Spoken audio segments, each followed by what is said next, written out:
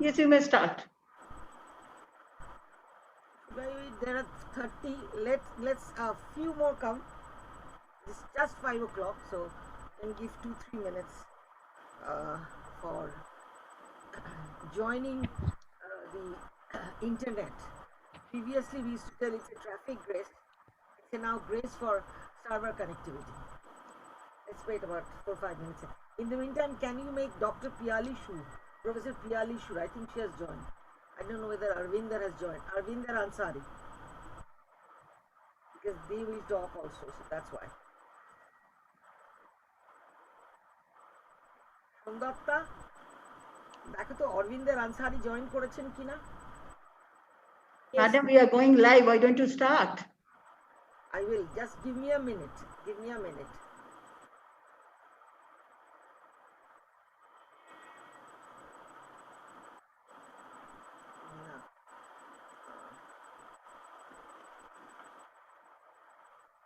I 5:01.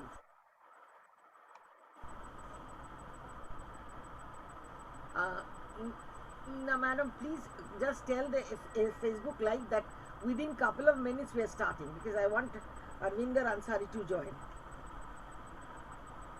Piali,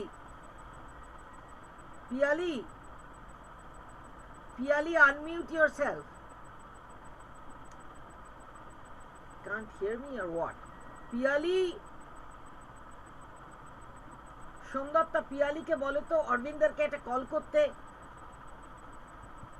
Yes, ma'am. তুমি শুনতে পাচ্ছ পিয়ালি শুনতে পাচ্ছে না Madam, we are going live. Why don't you start talking?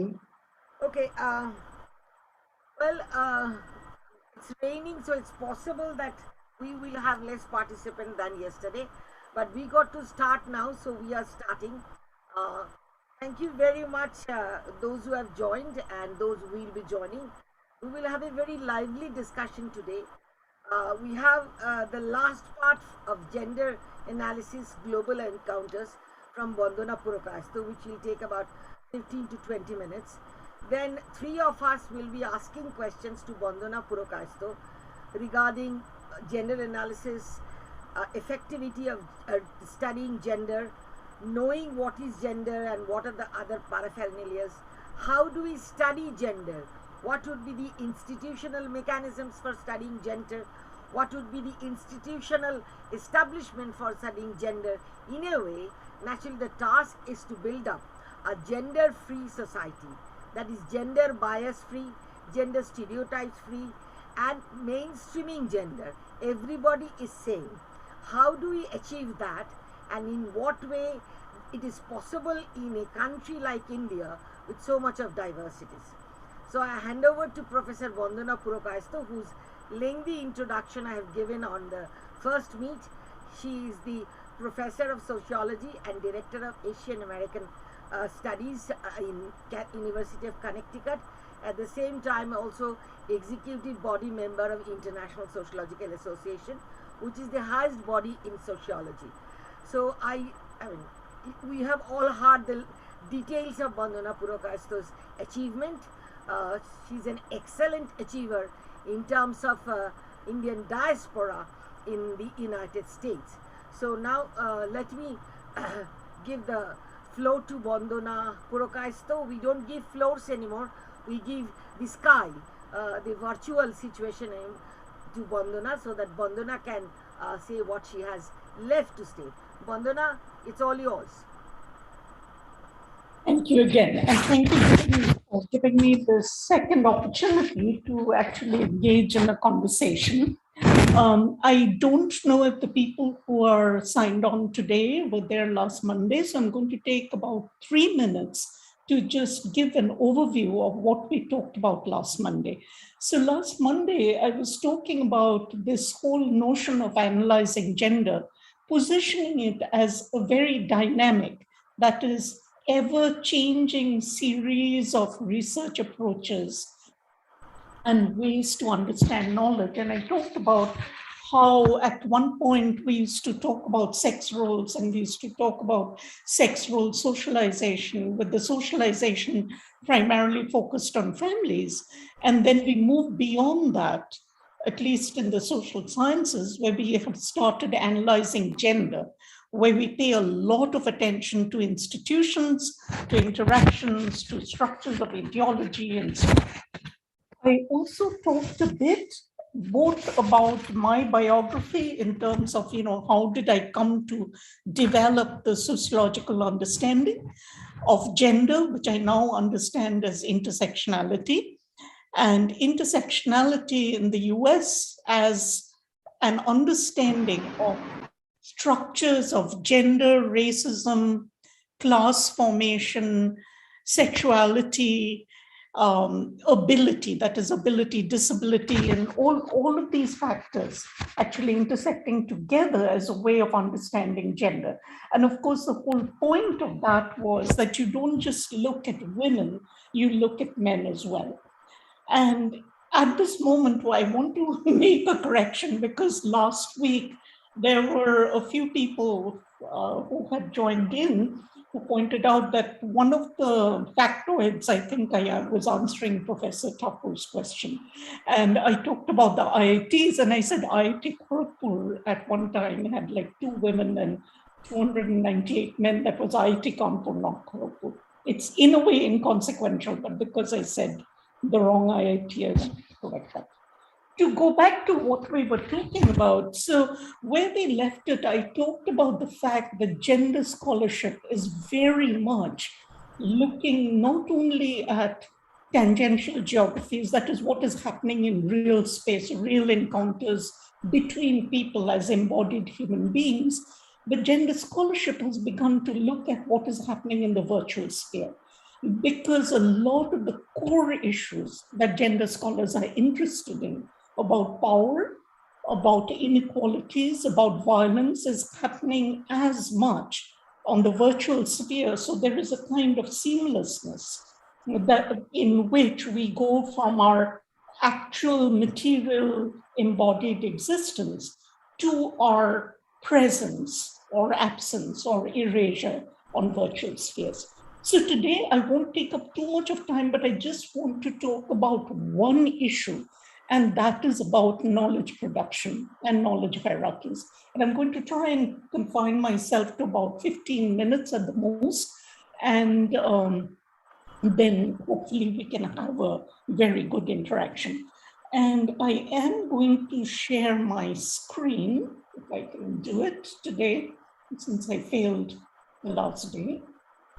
You can probably, you didn't fail last day in one of the ones. Yes. I think today it's working better. So where we left it off last week was I talked about moving beyond tangible spaces, and I said I talk about knowledge construction and hierarchies today. So there are a couple of points I want to make about knowledge production and hierarchies, looking at it as a gender scholar. So how do we come to this knowledge? If there is an understanding of science somehow being produced within labs, within the spheres of closed rooms and academia, that I would begin by suggesting is a somewhat myopic, that is, a somewhat one-dimensional view of how we understand the world. Because as gender scholars, we're trying to understand the world. As gender scholars, we want to make sure we are understanding all human beings' lives, not just the lives of men, right? So in that process, one of the issues that as gender scholars, we have brought to the enterprise of research, that we brought to how we think about gender totally, has to do with the fact that there are multiple people and groups who have knowledge. And this knowledge is not always considered to be equal. So what we often study formally is the knowledge of the people who are most powerful, because they're the ones located in the places from which the knowledge is disseminated, that is, from which the knowledge is distributed to other people.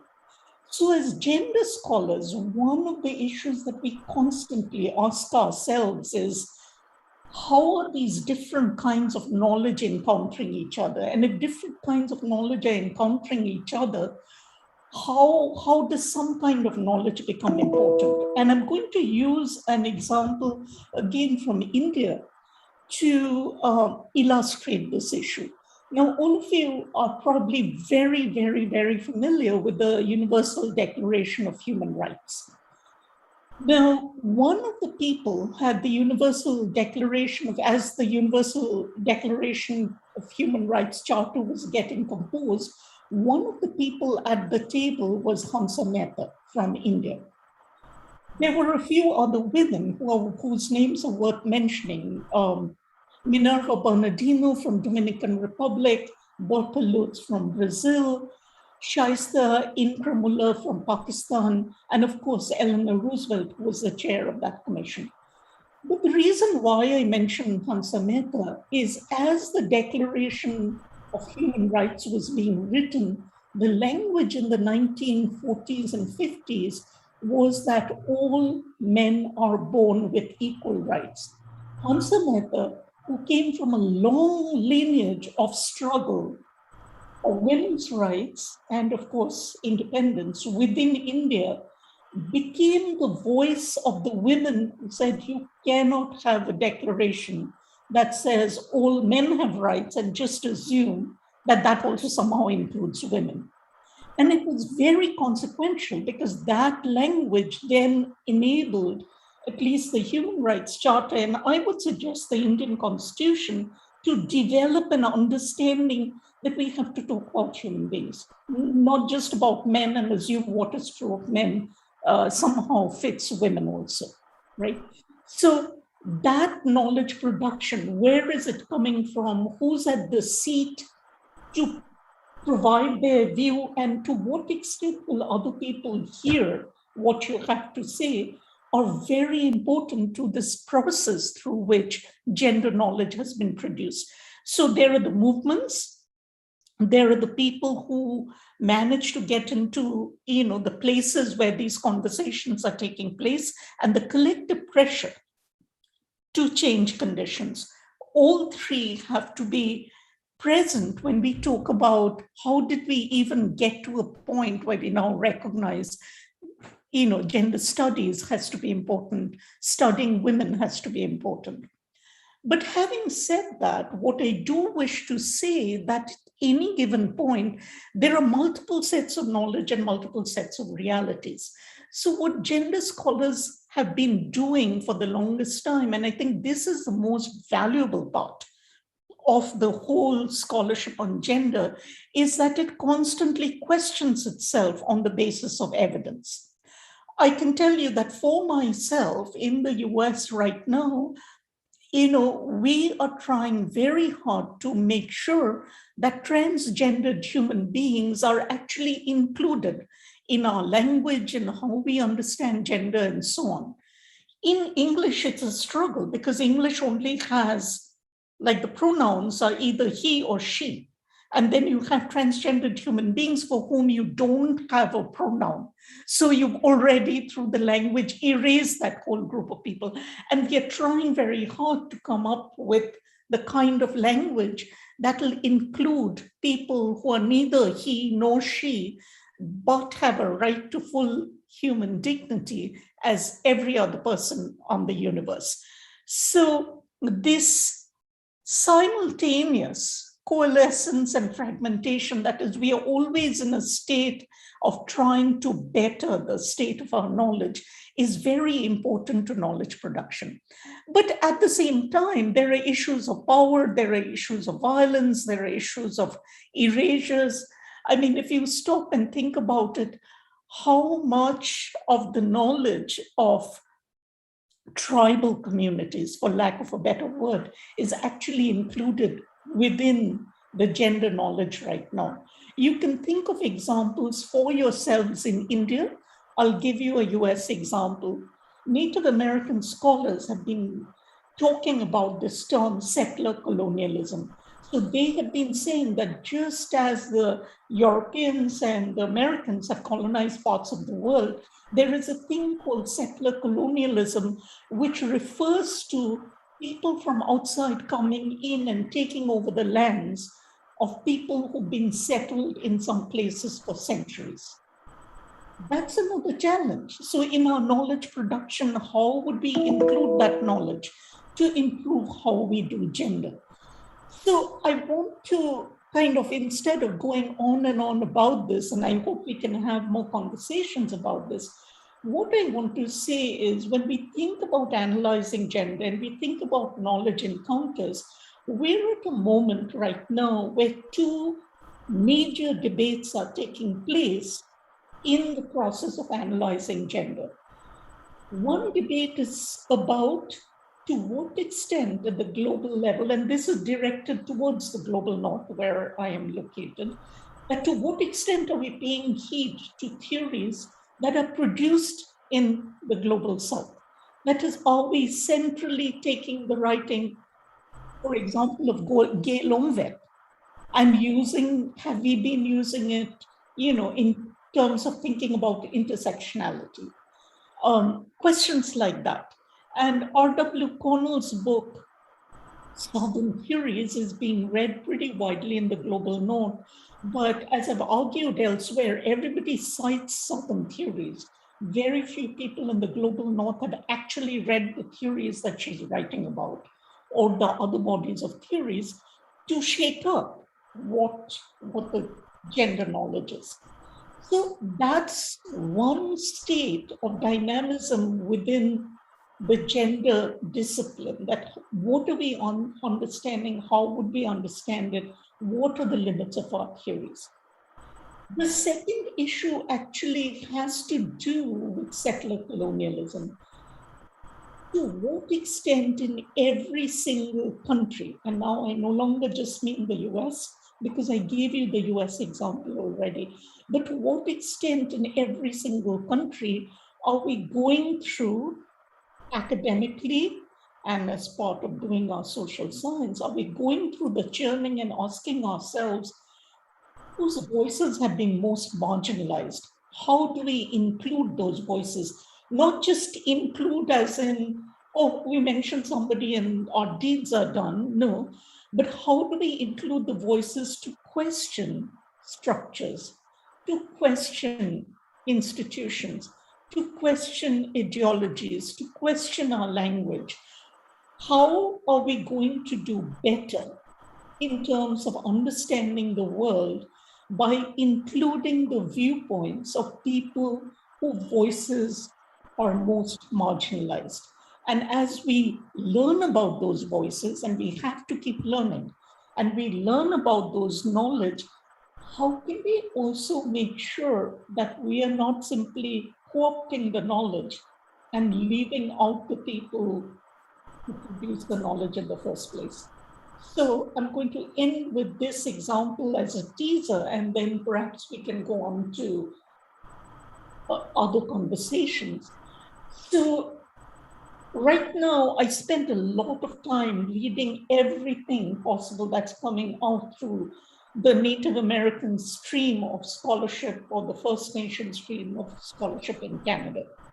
And I tried to think about, to what extent would the way I think of doing science keep changing if I centrally take into account what Native American scholars are taking? And it's not an easy process. But here is the teaser that I want to leave you with. I can read everybody, I can cite them, I can try to be very respectful and cite them.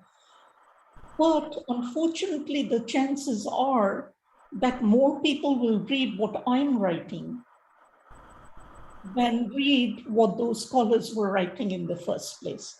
So there is another hierarchy built into who has more of a dominant platform and who has more of a, what can I say, a dominant position in terms of having their voices heard.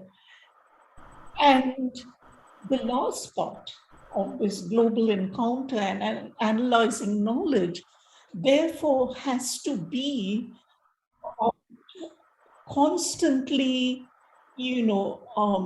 trying to do better in terms of actually reading and learning from the scholars whose knowledge are being cited by others.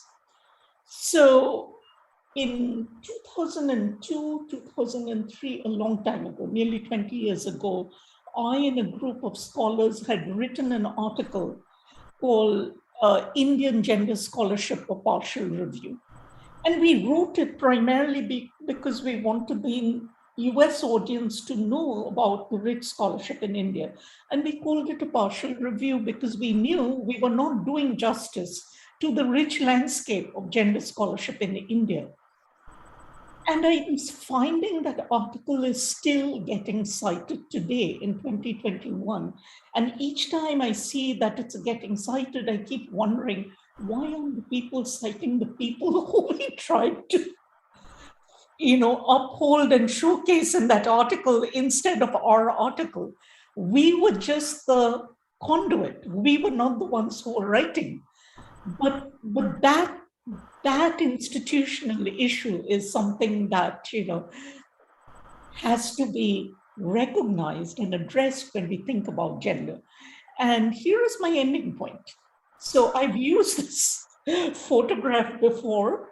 You can see, this is actually outside my house. Lots of ice and snow and so on. But the point I want to get to is, in Bangla, till I came to the US, I had one word for this, borof. I came to the US and my lexicon about what I'm seeing here has expanded. I actually have about 10 different terms for snow, ice, hoarfrost is this, that there is water frozen. This black ice, which doesn't look like it's ice, is extremely dangerous. It's hard ice, and if you step on it, most likely you're going to fall. And if your car hits black ice, most likely it's going to be skidding. I'm acutely aware of this because this is the reality in which I live right now. For most of you, it doesn't matter. And that's the point I want to make about gender. That is, if we are not constantly listening to the realities of other people, listening to the multiple terms through which they are expressing their realities, particularly realities of exploitation, of violence, of being silenced, of not really being heard, then our either local or global encounters on gender are falling far short of our aspirations to describe the world in much more humane terms. So I'll stop right there, and hopefully people can ask me questions and I can explain more about this. I would request Professor Ina Bosch to unmute Arvinder Ansari and Piali Shu, because they will ask the first two questions. Ma'am, they have already been made co-hosts. Okay, right. So Arvinder, unmute yourself, and Piali. Yeah. Thank you, Bula, and my apologies. Just let me say that other people can write down the questions in the chat box, and I will pick it up. Professor Ashok Thakur should be also unmuted. Professor Thakur, you can unmute yourself. I think you have been made a co-host so that you can talk. Okay, Arvinder, go ahead. Sorry for the interruption. No, thank you so much, and my apologies because technology, so it deceived me right on the time, and I'm sorry I missed the first few minutes of your presentation, Bandana. But yes, the article which you were talking about, the partial review of gender studies in India, I had read that, and it was really very fascinating the way the large canvas you people have covered. And, there are still very issues which you had also mentioned, and there are issues of violence, there are issues of partition, and there are many more issues which you could not take up because, of course, every article has its limitations. So, following what you had said in your previous lecture on 6th and today, I would like to seek your attention on a very important question which I have in my mind, is that how do we eradicate this gendered practice in reality in a very diverse country like India in everyday life? Because now that is very important. The diversity and the challenges which everyday life is throwing to us is something which as a feminist scholars, we would like to do justice and portray them in our researches, but still we feel that there is much, it's very much challenging. It's becoming challenging every day. Yeah, thank you. Vandana, let me just Thank you, add Arvinder. half a That sentence is a very Arvinder Ansari's question. That is a very heavy question to you, but please tell that when Arvinder is, you are saying to Arvinder that how do we do it, and then what would be the connection between the practice and the academia, which feminist scholarships and gender scholarship always suffered, that how do we tell friends in the field, because there are few people from NGOs are here. How do we tell from people of the field who work every day with the gender stereotypes, bias, and everything? And how do we actually make the bridge between us, the ivory tower feminist in the academia, and the reality? I don't want to make your life more difficult.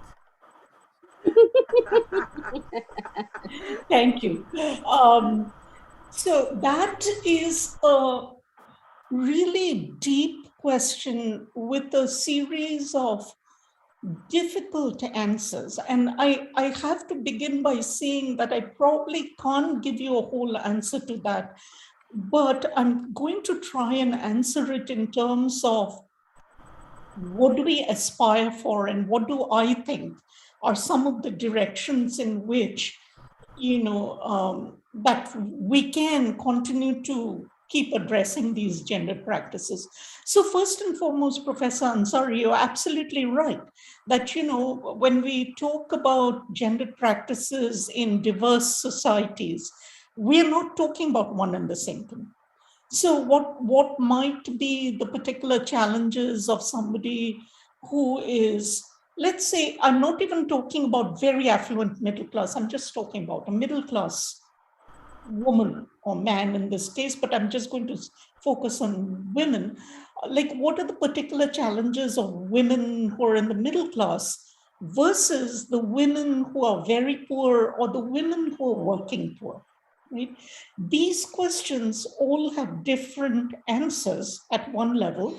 And secondly, is that embedded question of, and then what is the relationship between the woman in the middle class and the woman in the working class? And how does that contribute to some of the gender practices and realities that we see every day? And then if we add to that questions of, caste or religion or region and so on, the question and its answers become more complicated.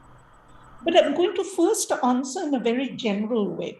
So one of the issues that, gender scholarship talks about and has talked about constantly, and it's really talked about this because it's learned it from the movements, from the gendered movements, not necessarily just the feminist movements. I know in India, often that refers to a narrow strand, but movements where large numbers of women have been involved, the kind of movements that Elena Sen, for example, in her classic Space Within the Struggle has talked about.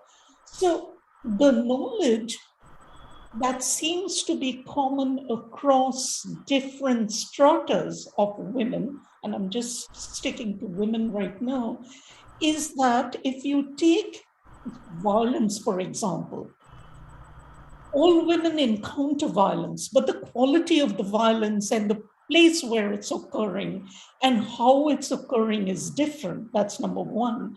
And secondly, because violence is class-based, caste-based, religion-based, in my case, here in the US, race-based, nationality-based, and so on, that you always have to take a good, hard look at what are we as women who are more privileged, and I emphasize the more, what are we doing, or are we kind of becoming people who facilitate the other violence because we keep quiet?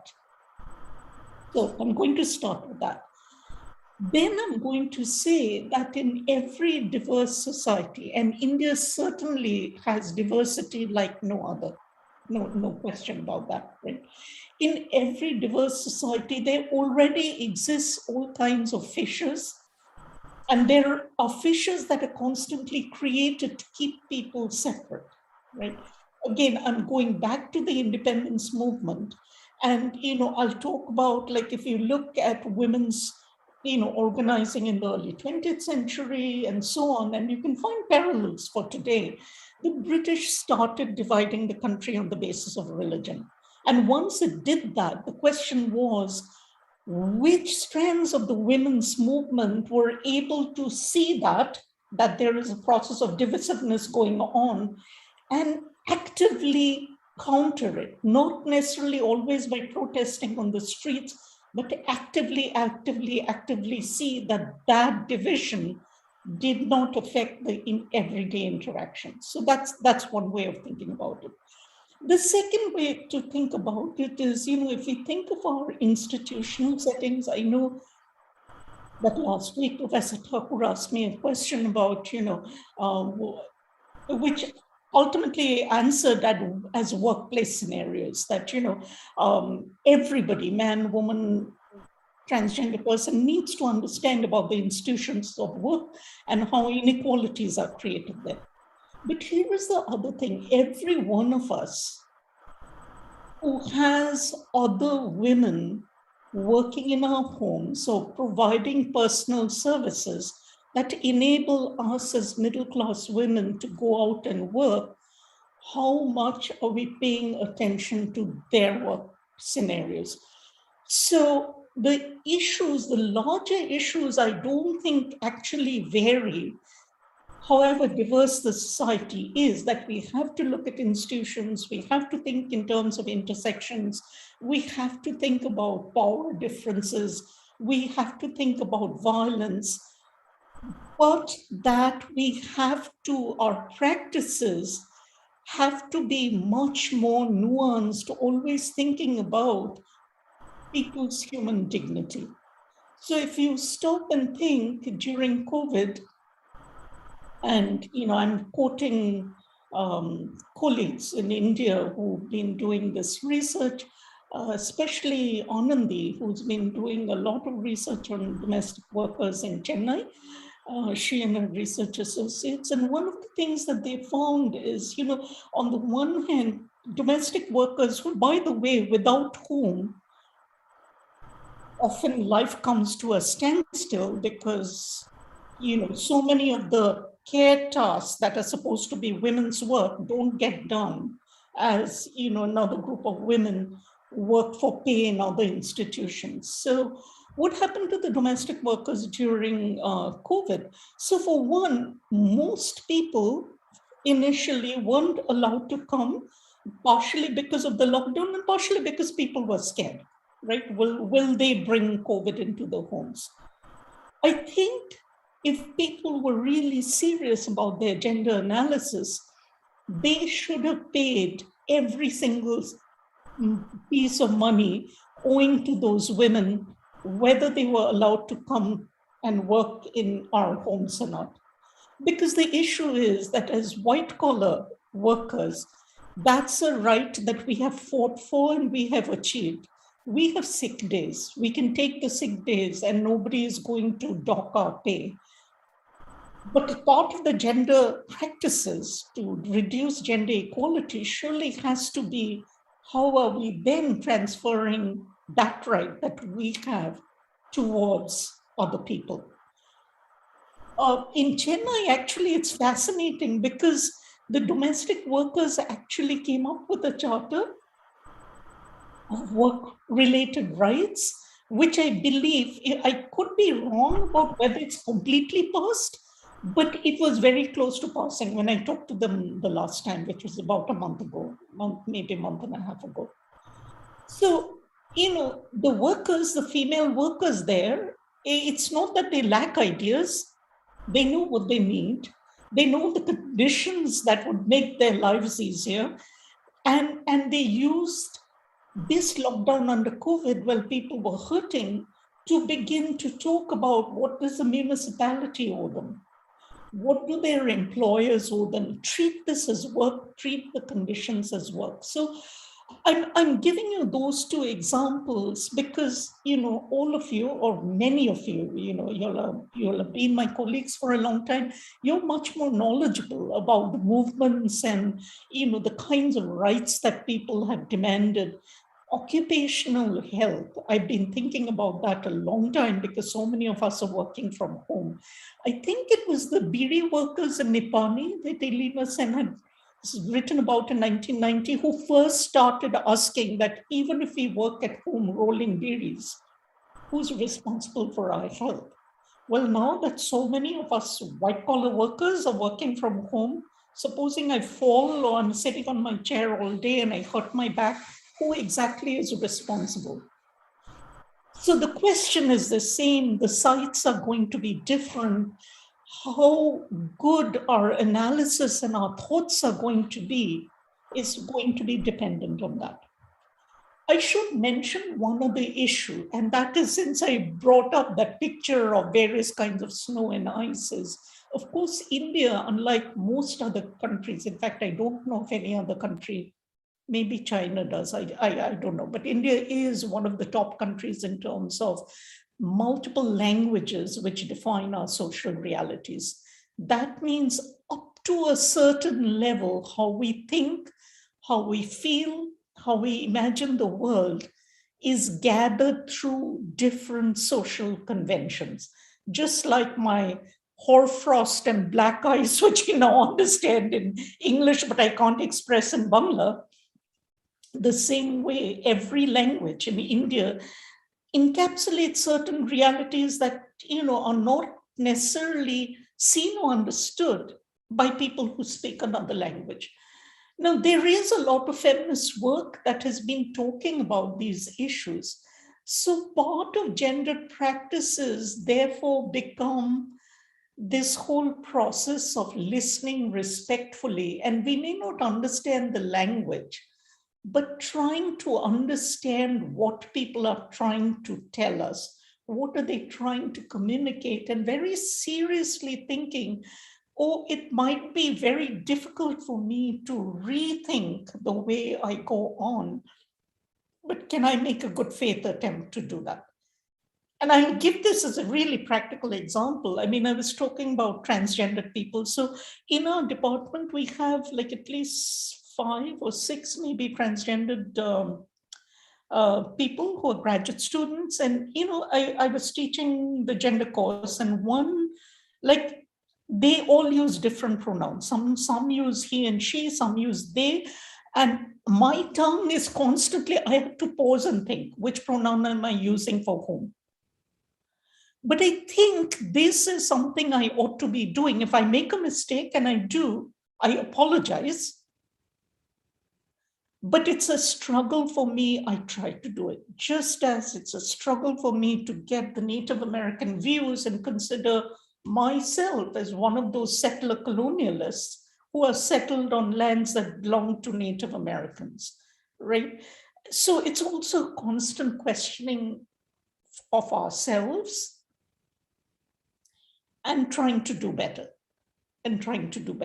So I think that, Professor Ansari, is kind of how I can answer your question, but you can certainly push me on other aspects of your question because it's profound. So I know I just kind of touched the surface of it.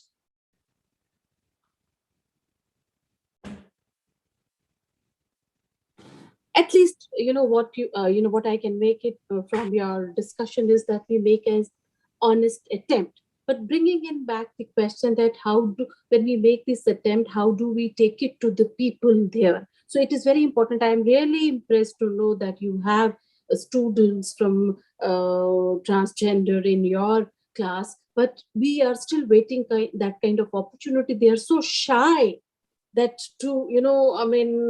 I have met transgender activists, but as a student, I'm still, I have never we have never got that kind of students. So, at least when we have how do we kind of transmit to them is also very important. If we have maybe gender studies centers which make them comfortable, I think that is very important. The knowledge produced has to be carried forward, has to be disseminated. And I think how do we do that is also a very important question. And that is what, is very important. All these significant researches, what, very important, the degree of violence in everyone's life.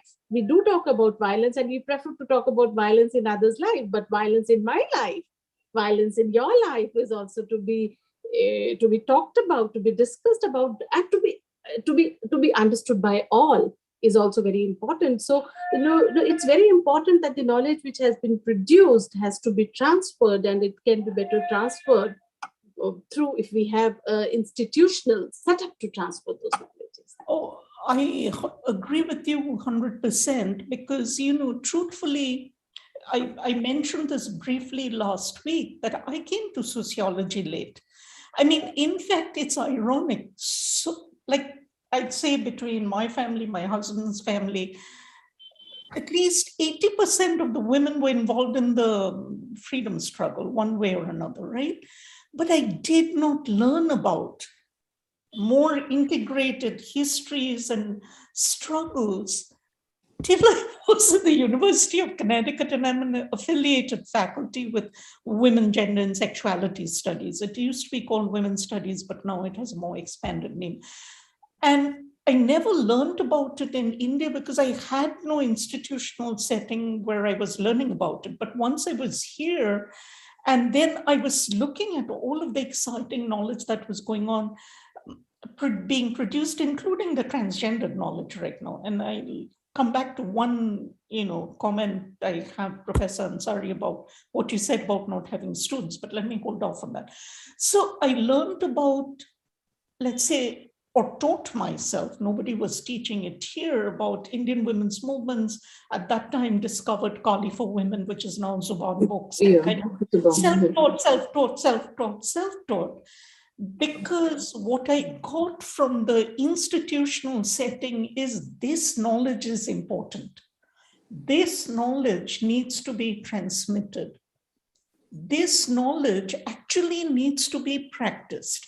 I mean, I can come up with so many contemporary examples. I'm deliberately going back to the independence struggle or struggles in the 1980s, that are getting written up in the 1990s in India, because I want to say that there are so many of these issues that we are struggling with today that other people have struggled with already. And very frequently, they have been the women at the margins. The question is, did we have that institutional setup to learn about what they're doing? To know about what they're doing. In terms of the transgender issue, Professor, I'm sorry, I'll say it really quickly because I know there are other questions. It's that I'm on the advisory committee of one student who's been looking at the healthcare issues of transgender activists and focusing on Kolkata. And one of the things that came up over and over and over again with the trans people is that there is no space for them in schools, constant attempt to hide them in homes. So you wouldn't get students because there is the non-recognition of that human being unless that human being is out on the streets begging or something like that. Yes. So till they are adults, there is no recognition. We are still fighting many battles here, don't get me wrong.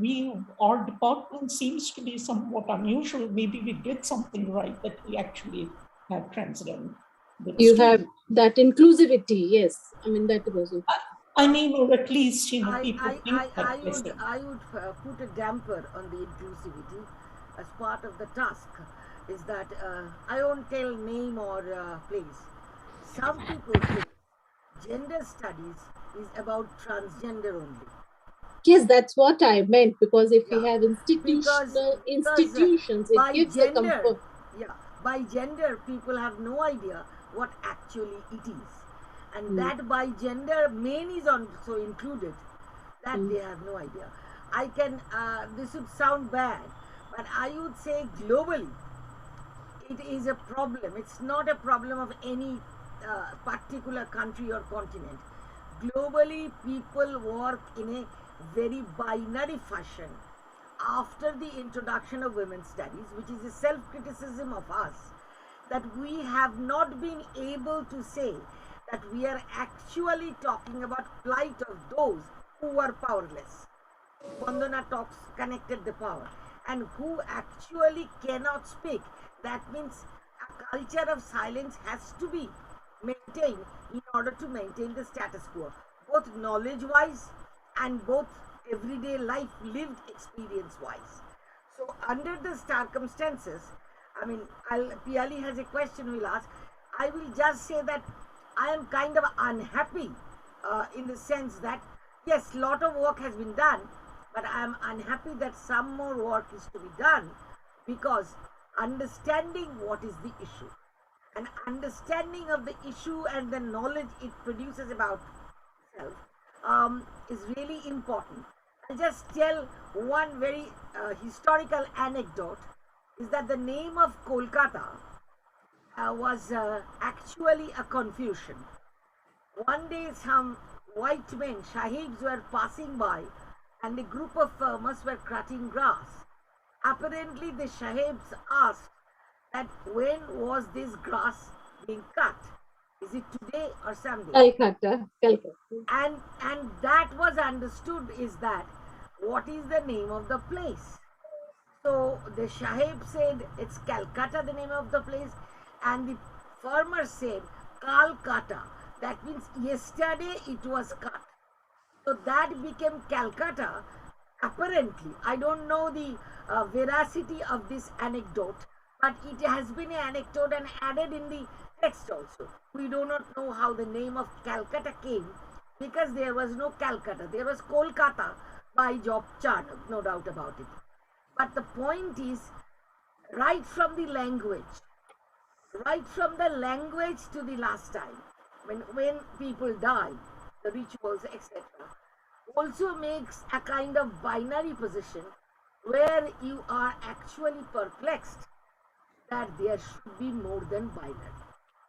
I think binary hurts, and India becoming such a diverse country, binary hurts more. The more diverse the countries, I think binary would be actually a problem. Now, I won't talk on this one because I have some other questions I'll ask almost in the end to Vandana. But Piali has a question, I believe. Piali, go ahead.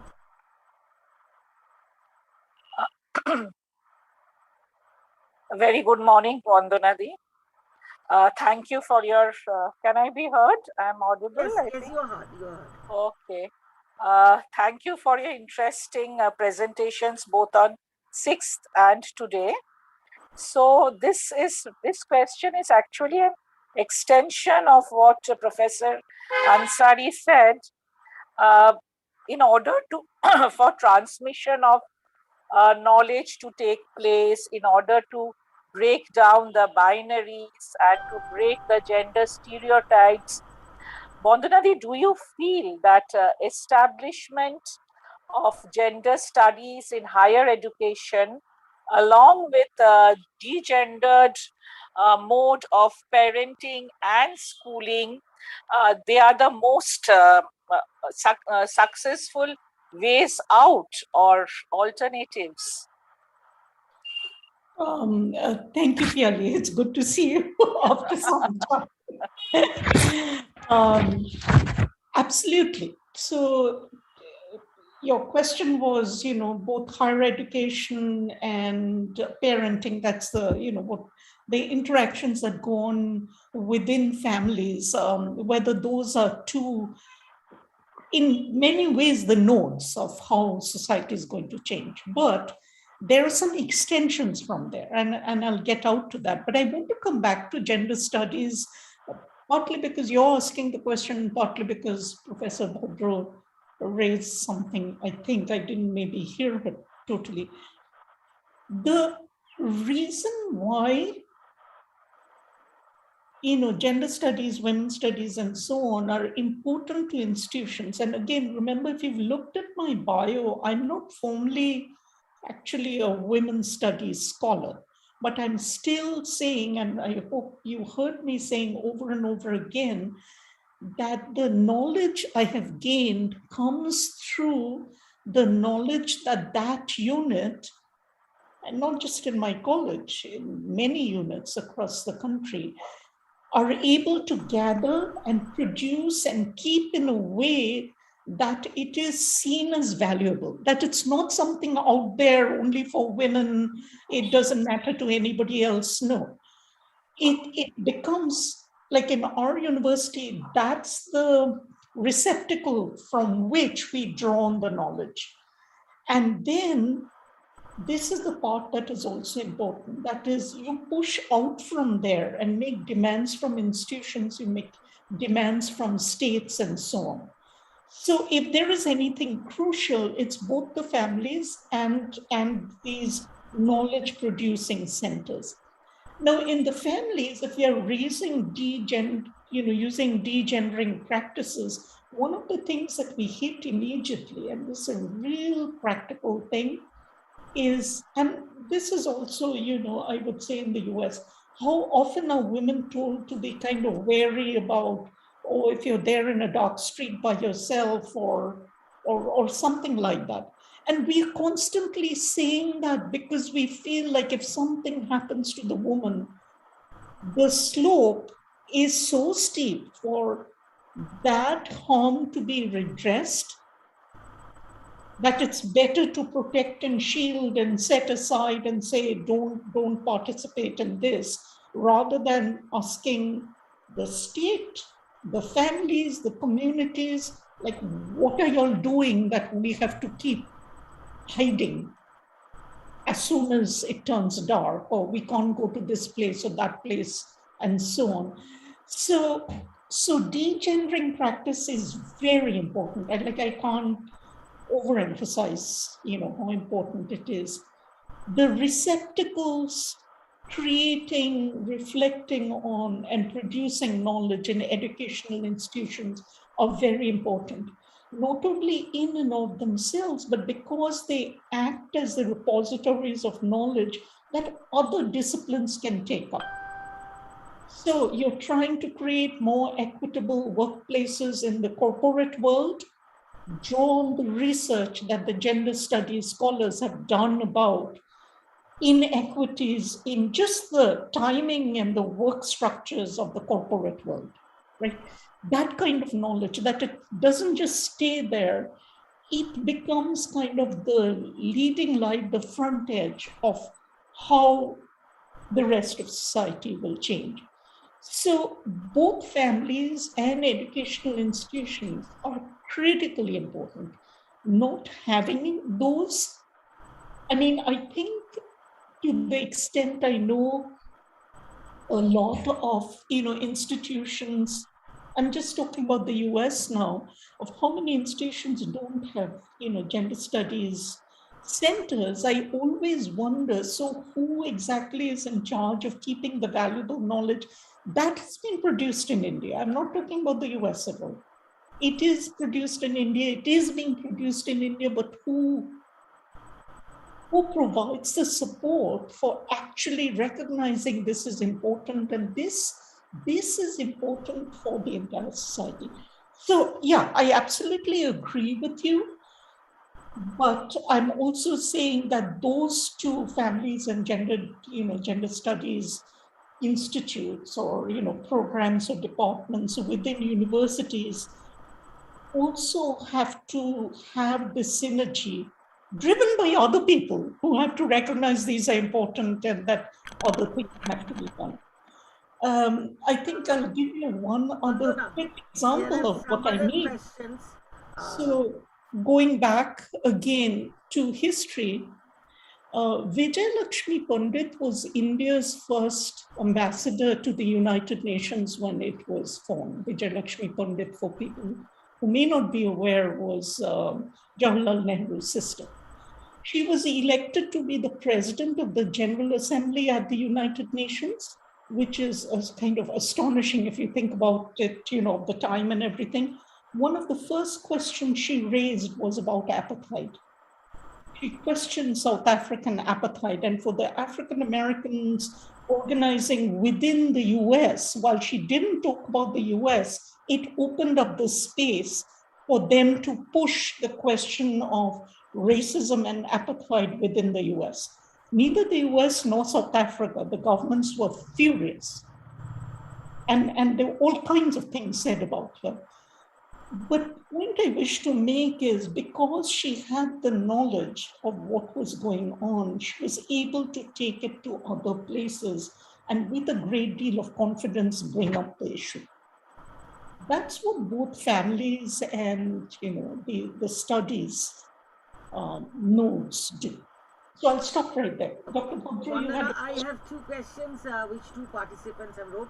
One is Dr. Shomdatta Mukherjee from our department at SNU. How do you like to address the problems in knowledge production and in knowledge transmission in academia and in policy making with the concept of gender studies that includes, as you mentioned, so and so, for countries that had long been under colonial subjugation? I'll answer that question, and I'll probably answer it a little quickly because I'm looking at the time, but I can send you a piece of writing that actually just came out, or I'll send it to Dr. Bhadra, maybe you can take it from her. The problems of knowledge production are so manifold. For example, I mentioned that article, India Partial Review, because it was published in Gender and Society, which is the top-ranked gender journal in the world. It got a lot of coverage, right? Something equally valuable, far more valuable, not equally, far more valuable, which is produced in a different outlet, won't get that kind of global publicity. Right there is a problem, and it's a structural institutional problem. Same way, Cornell Southern theory, people are reading Cornell but are not reading the scholars. Structural institutional problem. Think about who you're teaching as theorists in your classes. Overwhelmingly, those are Western theorists. And I'm not casually going to say, why don't you only teach Southern theorists? Because my friend Akosua Darkwa from Ghana, has pointed out that if I teach only Southern theorists in my class, and my student wants to go to your department, is that student going to be admitted? Or are you going to make that student relearn stuff? So these are all the institutional barriers that we keep working on. If we recognize them, we can keep working on it. And Margaret Abraham, who will be talking later, I believe this semester, she and I wrote an article in EPW where we talked about this a little. So I'm just going to direct you to that because I think I have about 3 minutes left. So I promise I'll send both to Dr. Bhadra if you can contact her. You can maybe, I have a longer answer. That's what I'm saying. I will give Shomdatta the article, but you don't have 3 minutes, you can go a little more. We don't have that problem. Vijay Lakshmi Brada. I don't know, Vijay Lakshmi, where are you from? I don't know if you write it down in the chat box. Everybody write down the question in a little shorter form. No, I'm reading it. That's fine. Indigenous women have been embroiled in decolonization, and we've been following this in the Philippines and, Native Americans and the Naga women in Northeast India. And you're right, Vijay Lakshmi Brara. This is what I've been, I can say I don't really have an answer to your question because I personally am in the stage of where I'm reading and trying to reorient my thoughts, and I can read and write about this, but that means nothing. What actually has to happen is, again, some institutional changes, right? Both in terms of recognizing the histories, recognizing the erasures and, institutional changes and what happens afterwards. In our university, after a bit of skirmish and fight, we now have a Native American Studies program. We push to hire a cluster of Native American scholars. And by cluster is, universities are very happy to say, oh, we'll hire one person. That's rubbish. That makes no difference. It puts the world's burden onto that person. We hired about 5 people together within the last 2 or 3 years. And we are going to every place these scholars are giving talks and listening, letting them know that we are there as allies. Some of us have some fighting skills. What I mean by fighting is, how do you move institutions? So, it's a matter of learning and getting these to reorient our thinking, reorient the institutions, bring it back to our families, bring it back to our societies. and then trying to see what has to change.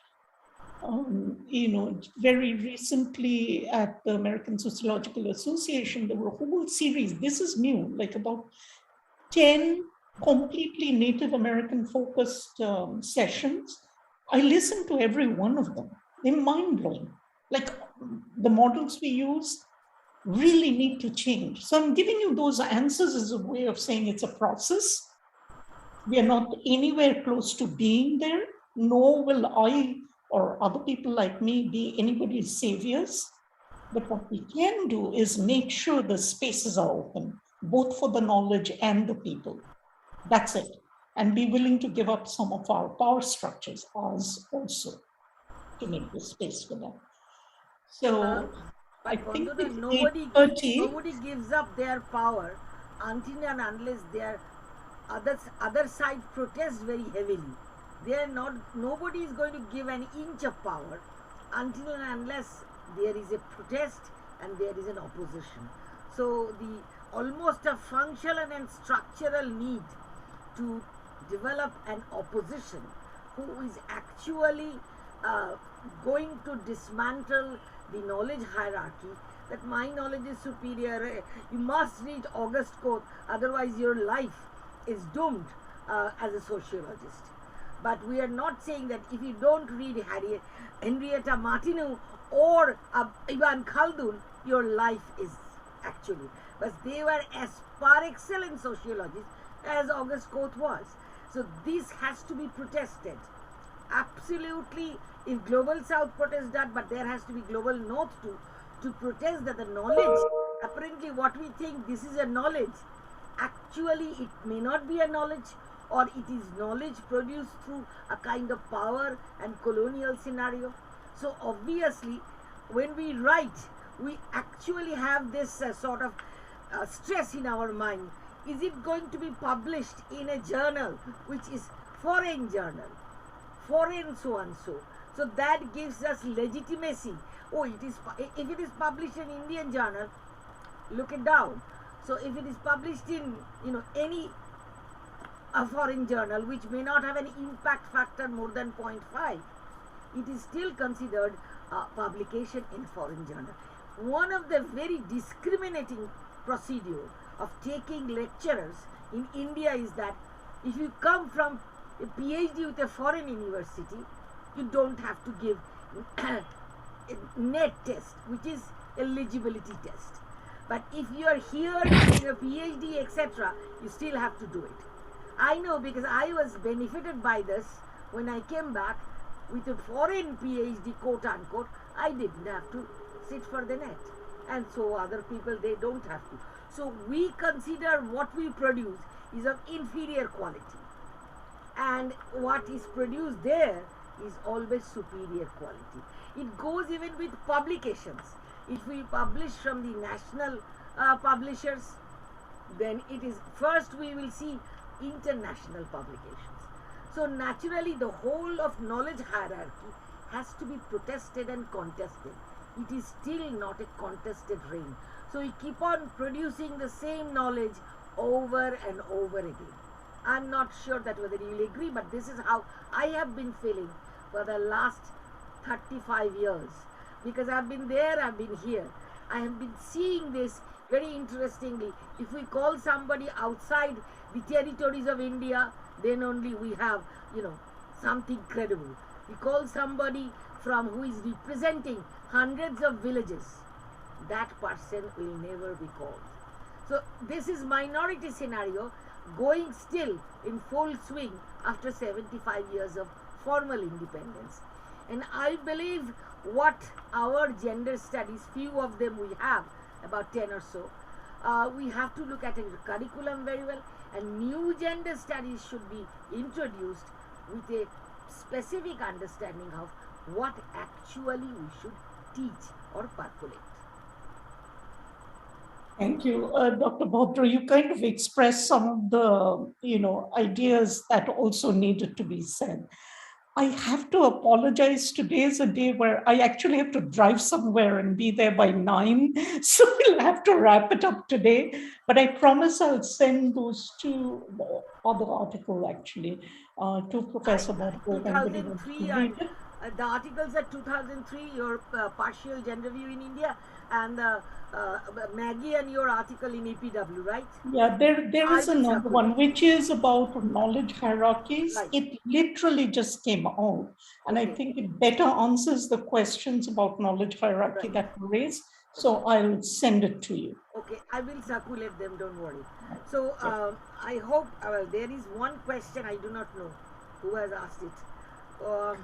No, actually it is Bandana writing. Thank you being here. Especially thanks to Professor Bhadro, Professor Ansari and Shu for your questions and comments. I have to go, unfortunately. Okay, Bandana, I know that it's 9 o'clock in the morning. You have to get up very early. So we will excuse Bandana with a very big thanks that whenever we will call, Bandana will be here, because after all she belongs to the both world. That is the reason she has inaugurated our international studies series on gender by this. Next we are getting a confirmation from Professor Margaret Abraham, the last president of International Sociological Association, the only Indian woman to be president, so to speak, and the first one. We are expecting him after Diwali. She will confirm the date and she will speak to us, and then we have a panel discussion where again Bandana of course will be there.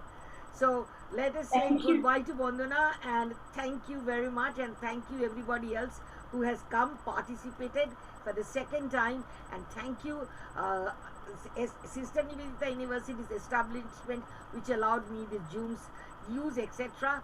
And thank you Ina Madam and Oindila specifically, who has helped a lot. And thank you my colleagues, everybody in the sociology department who has helped me a lot. Thank you very much everybody. Arvinder, I don't thank you. Piali, I don't thank you, because we are comrade in arms. Okay. No needs. No need. We don't But we thank each other. profusely thank Bandana for her time and inputs. Right. Thank you, Yes. Bandana. Thank you, Thank everybody. you. Thank you, everybody. Those who asked questions, I'm very grateful. I wish we could have, continued this, but Bandana has to go somewhere. She has to drive. It's 9 o'clock in the morning there. She had to get up at 6:30 to attend this 7:31. So naturally, we should understand. Okay, bye. We will do it again, and I will expect all of you who has participated and give us some sort of a, what should we say, an enthusiasm to go back and bring everybody, because now it is cheaper, we don't give them anything. We don't have to give free passage, not even a cup of coffee or tea. So it will be cheaper. Look at this bright side of the pandemic. What am I saying? Sorry, this is the one. Bye now, everybody. Thank you very much. Bye. And Thank you, Bula, for having this mind-boggling session and very good session. Because we have to think about it. How do we carry forward? Absolutely. The whole body of knowledge which is there. It has to be carried forward, transmitted, and it's a very, very good initiative. Thank you so much. Thank you, Arvinder. We hope that we can have a gender studies with a sort of a new agenda to go ahead. Yes. Very, very important, Bula, because it's very important to document and transmit and pass on to our younger generations what the whole heritage of knowledge what we have with us. It's very important, and we need institutions to impart knowledge, to sensitize. And I feel strongly I was just thinking after Bandana's presentation about this transgender question. I think students do not feel, the transgender does not feel comfortable because they feel that there is no space for them. At least with gender studies, they might feel some space and acquittance, and they will feel that we are part of. So, but I don't want to create another sort of reserved category. I want transgender things should be taught everywhere, because it should be. But I'm saying physiology of it. Yeah, to begin with, of course. Whenever I go to airports, this is the first question. Whenever I teach, the first lesson on gender and society, I tell them that they are invisible in our mind. See markets, see airports, see railway stations. We don't have a toilets for them. And if they were caught in he or she, so they are in an awkward position. So I mean, somewhere that we have to see the structure and the hierarchy is still that, you know, transgenders are just residue of the society. So they do not need toilets; they can go anywhere. So that has this mental framework had to go, and for that, as I feel, we have to fight a lot. Like we have to fight a lot to give women the education, the voting rights, etc., the equal pay for equal wages for equal type of work. We have to fight a lot. So all I think I would say, as a senior person to my younger generation, male or female, doesn't matter. Do not accept the status quo. Question it, fight it. That is the task of a human being. So we are finishing now. We should be actually back again, if not first week of October, if somebody can come. Otherwise, we will be back after Diwali. So stay safe, stay healthy, and think about how you can decolonize everything. Bye now. Bye. Bye. Bye. Bye.